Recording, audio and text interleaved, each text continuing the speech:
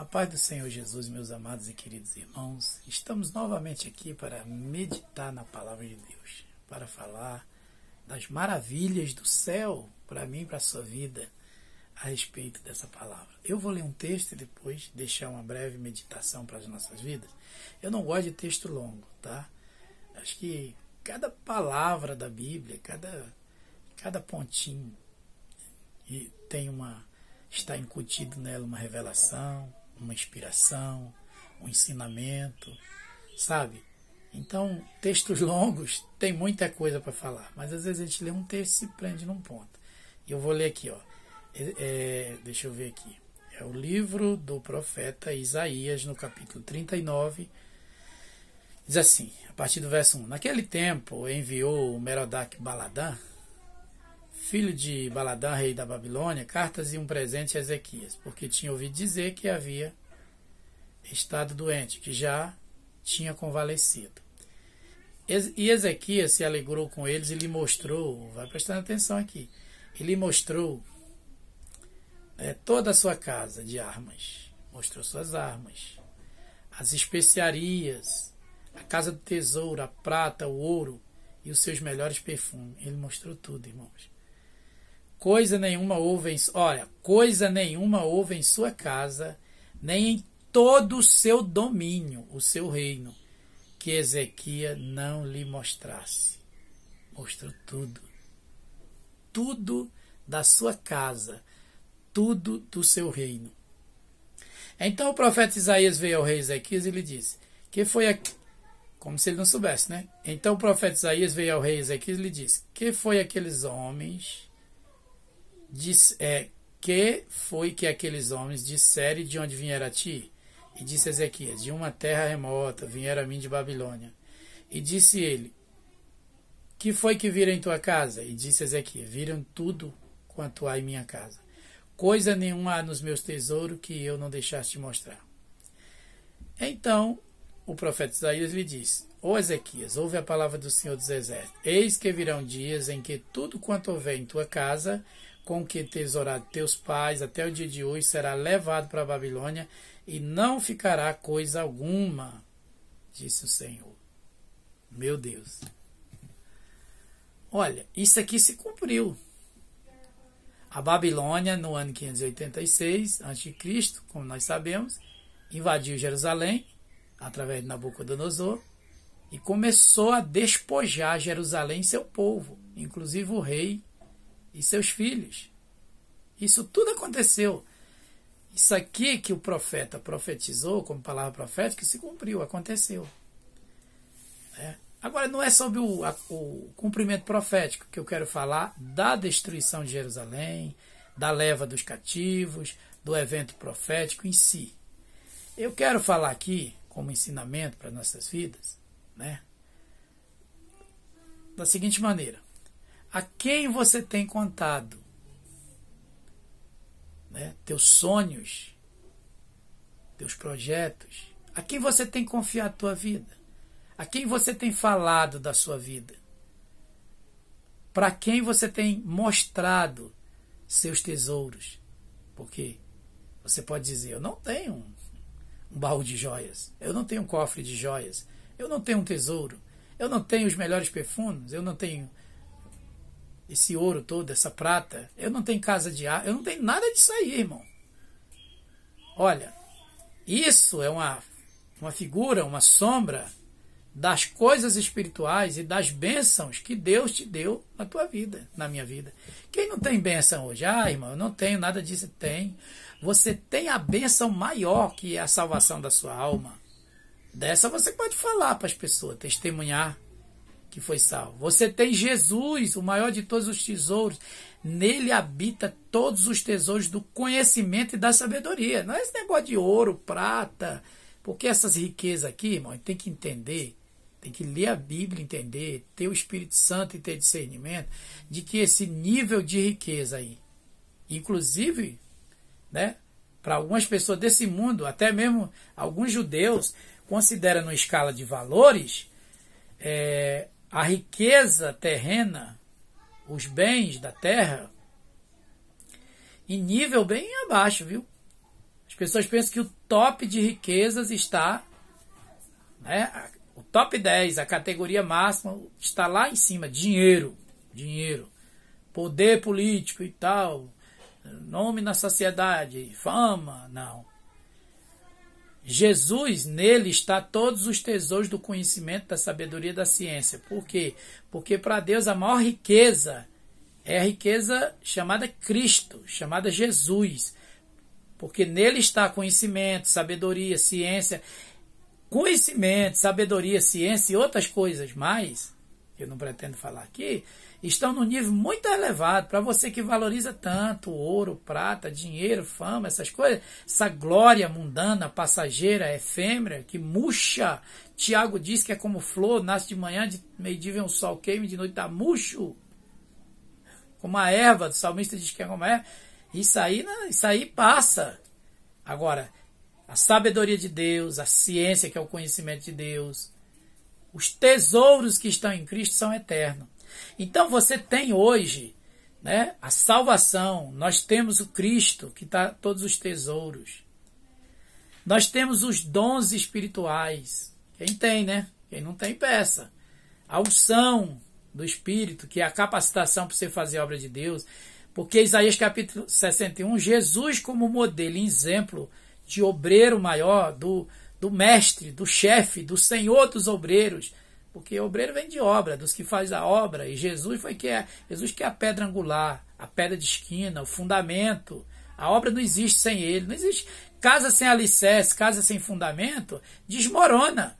Por isso que toda casa espiritual, tudo tem que ser feito sob Cristo, o fundamento eterno, inabalável. Então, veja bem, né? Jesus, na verdade, é o nosso maior tesouro. Se tudo o que você é e que você tem não está sob Jesus, não está seguro. Mas Isaías 61 diz que Jesus, como o modelo de obreiro, diz que Deus lhe deu o Espírito Santo do Senhor habita sobre mim, lhe deu o Espírito Santo habita e nos ungiu com a virtude do Espírito Santo. Ser salvo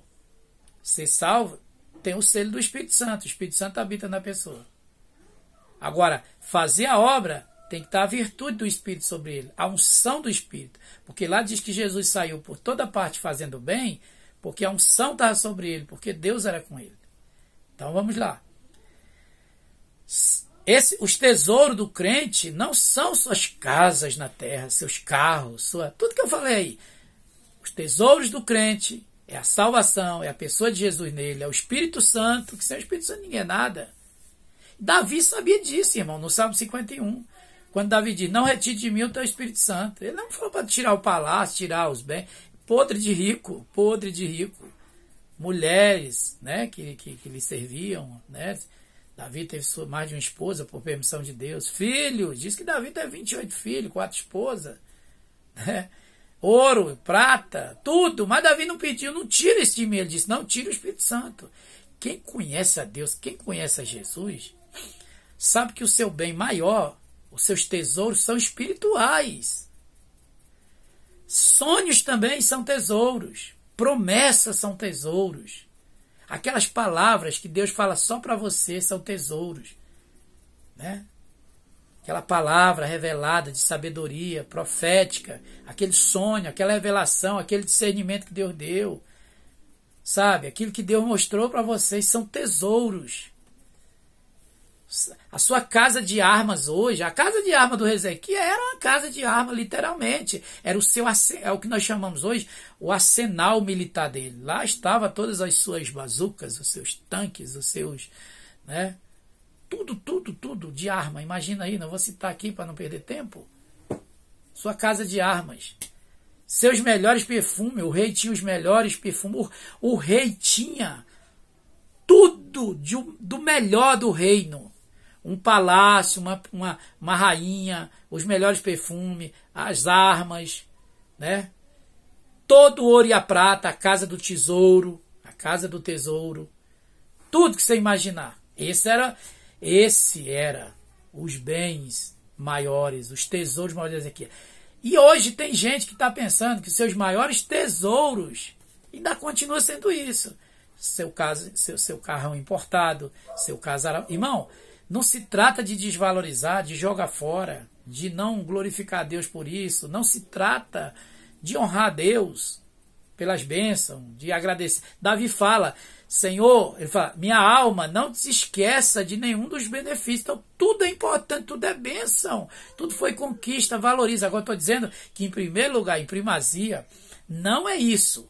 O seu tesouro maior é Cristo, é a salvação, o Espírito Santo, é o reino de Deus, é a fé. E tem a escala de valores. Sua família, minha família, seu ministério, seus dons, sua unção. E tem gente que está fazendo o quê? Abrindo as portas. Né? Sabe quem eram esses enviados? Eles eram estrangeiros, eles eram estranhos. Eles não conheciam o Deus de Israel, eles não estavam na aliança, eles eram pagãos, eles cultuavam outro Deus. Pessoas distantes, a gente tem que ter noção de quem é íntimo, de quem é próximo, de quem é amigo, de quem você pode até confiar algum segredo. Eles eram de Babilônia. Isso aqui é Babilônia? Uma terra de contaminação, de mistura, um paganismo, um lugar sem Deus. Os futuros invasores de Israel, os futuros destruidores da cidade, do templo. A gente aqui pode ponderar o seguinte. Ezequias não era Deus, não era onisciente. Tá certo, o único que tem o atributo da onisciência é Deus. Ezequias não teria como prever. Isso aqui é uma prevenção para mim e para você hoje, que lemos essa história e vimos como funciona. Quem é teu amigo hoje também, eu vou refazer a frase. Quem você imagina que é teu amigo, e que às vezes não é teu amigo, está longe de você, pode ser uma pessoa que você está falando, está entregando, abrindo as portas, mostrando seus tesouros. Você acha que é amigo, mas às vezes não é. Você está mostrando tudo, não está deixando nada de fora. Tem gente que fala até o que está na mente, até o que está no coração, se confia, que é amigo, que é colega, que é irmão. Nem irmãos. Tem irmãos que não podem saber o que você tem, tanto espiritualmente como materialmente. Tem irmão que não pode, infelizmente. Não sei se é irmão ou é irmãos, se é joio ou se é trigo. O ensinamento é: não abre tua vida, teu coração, tua mente, as portas da tua casa para quem você não sabe do que a pessoa é capaz. Mais tarde, ele pode ser uma pessoa que vai até se opor, lutar e ser contra você. Se ele não for crente, ele já é inimigo de Deus quanto ao entendimento. Se ele é inimigo de Deus quanto ao entendimento, ele não é teu amigo. Ele não é meu amigo. O que eu estou ensinando aqui é cautela, é prudência, é discernimento, é fechar a porta, é colocar um ferrolho, como dizia antigamente, uma tramela. É você não abrir as portas da tua vida e da tua casa, como fez o rei Ezequias.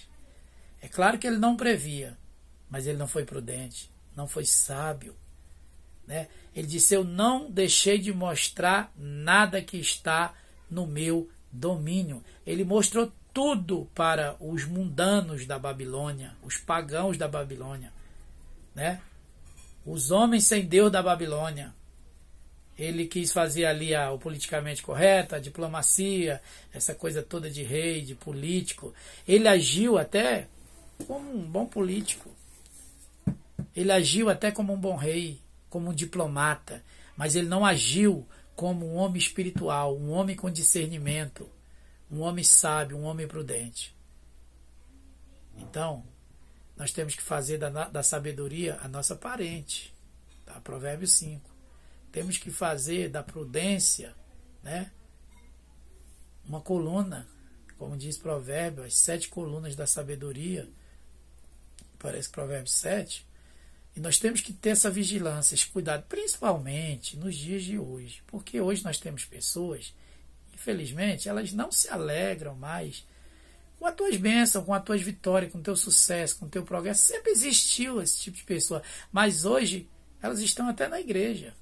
Hoje isso aumentou o número de pessoas egocêntricas, egoístas, o número de pessoas invejosas, o número de pessoas carnais. Nós vivemos uma crise de espiritualidade, sabe, em certos aspectos, de homens e de uma quantidade maior, de um número maior de homens e mulheres espirituais, de crentes espirituais, crentes maduros, de crentes sinceros, crentes de verdade, sabe, de homens e mulheres que querem o que é de Deus para a sua vida, que querem o que Deus deu para as suas vidas.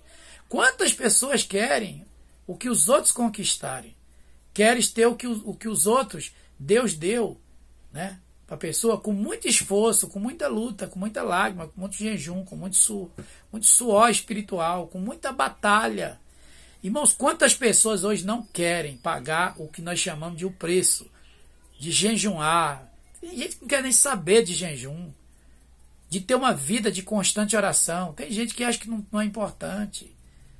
De buscar na palavra, discernir a palavra, de se colocar como um verdadeiro membro do corpo de Cristo e ser nele igreja, como a Bíblia ensina. Quantas pessoas, né, querem viver das conquistas dos outros? Querem, na verdade, viver na sombra.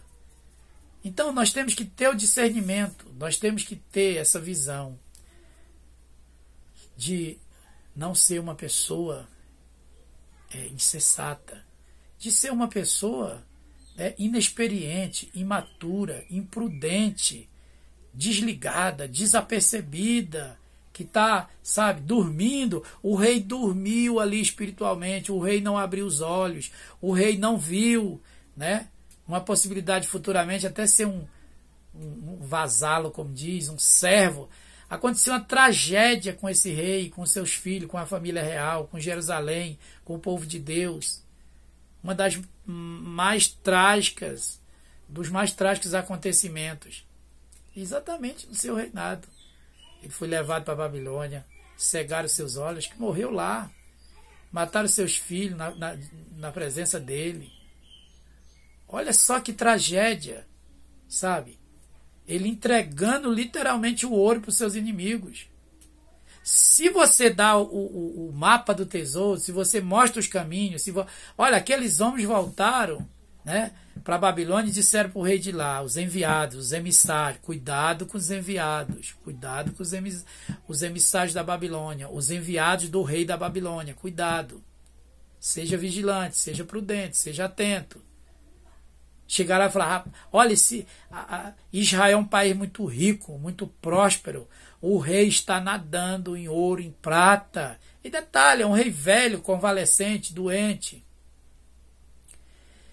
Ezequiel mostrou que era uma presa para a Babilônia. Quem é que não quer invadir um país rico, de um rei doente, com tantas armas, com tanto arsenal militar, com tanto ouro, com tanta prata? Ele mostrou tudo. Ele diz, não escondi nada que está nos seus domínios. Guarde o seu coração. Guarde o seu coração. Não fala dos tesouros que Deus tem colocado nele para as pessoas. O único tesouro que você pode pregar, esse tesouro aí você tem que pregar. É sobre Jesus, a palavra. Deixar o Espírito Santo te usar. Tá? Esses tesouros, essas riquezas da fé, você tem que falar. Não é disso que eu estou falando, de não falar do tesouro maior que é Cristo, que é o Espírito Santo, que é a palavra, que é o reino, que é a mensagem do Evangelho.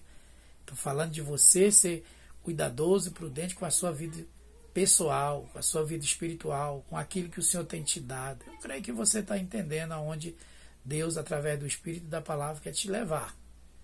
Não seja um Ezequiel. No momento de falta de vigilância, o rei entregou tudo.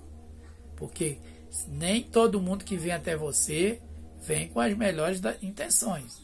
Ao contrário, eu acho que a maioria não tem boas intenções. Porque em Cristo você já é um homem próspero, uma mulher próspera, abençoada. Você já tem as riquezas espirituais. E se Deus também tem te dado bênçãos da terra, seja prudente, vigie, porque Deus não quer que isso vá cair em mãos erradas. Deus deu para você porque o Senhor sabe que você sabe cuidar. sabe administrar. O ministério que Deus tem dado para você, não entregue ele para ninguém. Não faça aliança com ninguém, não entregue para ninguém, não dê para ninguém, não se junte a ninguém que o Senhor não mandou. Quando o Senhor manda, aqui não é disso que estamos tratando, quando o Senhor manda é outra história. Se aliança com alguém, sabe? Compartilha, divide, mas quando Deus não manda, é você que tem que zelar por isso. Porque é você que vai dar conta, é você que vai prestar conta, é você que vai ter que apresentar frutos. Então, o tesouro chamado ministério, não abra as portas dele, não entrega para ninguém. Deus te dá um dom, compartilha, mas não fica falando toda hora do teu dom, do teu chamado, do teu propósito, sabe? Dos teus projetos, do teu sonho, é disso que eu estou falando, sabe? Deus tem te dado coisas, o que Deus tem te dado? Deus não deixa ninguém em mãos vazias, Deus tem nos dado coisas. Deus tem nos dado coisas e Deus tem nos dado tesouros espirituais. Então não seja um rei Ezequias. Não entregue de bandeja. Não entregue na mão dos estranhos. Olha, vou lhe dizer aqui um segredo, um princípio, sabe? Todo aquele que Deus não enviar para se unir, para se juntar, para estar com você, todo aquele que ele não enviar, ele é estranho ao propósito, estranho à promessa, estranho ao chamado, estranho à obra que Deus tem contigo. Mesmo que ele seja um crente, irmão, Deus não está mandando você trabalhar lado a lado, se aliançar, crescer junto, fazer obra junto. Deus não está mandando. Irmão, tudo aquilo que Deus não manda, pelo Evangelho, a palavra escrita, e pelo Espírito, aquilo que Deus fala na mente e no coração, tudo que Deus não manda fazer e você faz e eu faço é pecado, é desobediência, porque pecado é isso, é errar o alvo. Então, em nome de Jesus, eu deixo essa palavra para a sua vida, para a minha vida, que nós possamos estar atentos, apercebidos, ligados, discernindo quem vem até nós e não ficar mostrando a nossa vida, nossas coisas, nossa casa do tesouro, as bênçãos que Deus tem nos dado. Quando o Senhor mandar testemunhar, falar, aí é outra história. Que Deus te abençoe em nome de Jesus. Amém.